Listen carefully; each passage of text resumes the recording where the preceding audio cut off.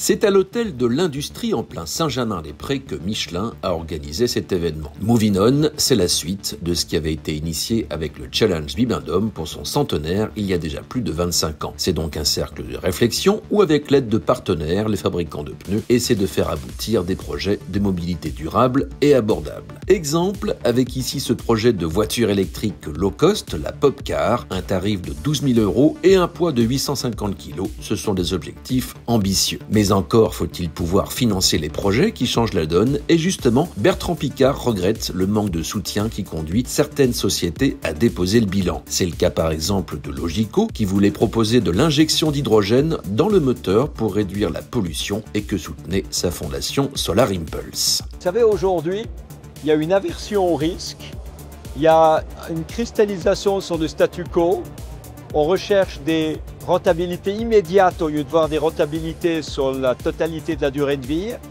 Par conséquent, ce n'est pas un climat très propice aux pionniers et c'est pour ça que je me bats d'autant plus. C'est pour ça que la Fondation Solar Impulse collabore avec la Société d'encouragement à l'industrie nationale, qu'on a pris Moving On comme premier écosystème dans ce cas-là lié à la mobilité.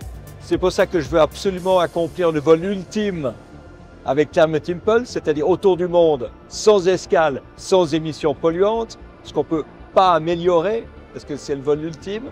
Donc tout ça, c'est maintenant qu'il faut le montrer.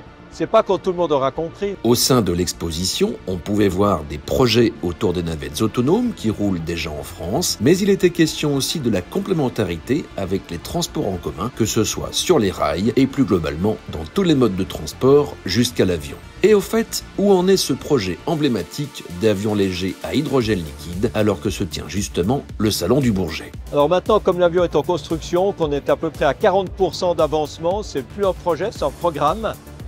Et c'est un avion qui devrait, si tout va bien, faire ses premiers vols tests dans la première partie de 2026. Les participants ont rédigé des messages qui ont été enfermés dans cette capsule temporelle. Rendez-vous en 2035 pour voir si les souhaits émis vont pouvoir se traduire concrètement par une mobilité décarbonée. En tout cas, un événement de haut niveau, plutôt réussi, et qui proposait même une librairie éphémère. Les livres ont toujours droit de cité dans ce quartier de Paris.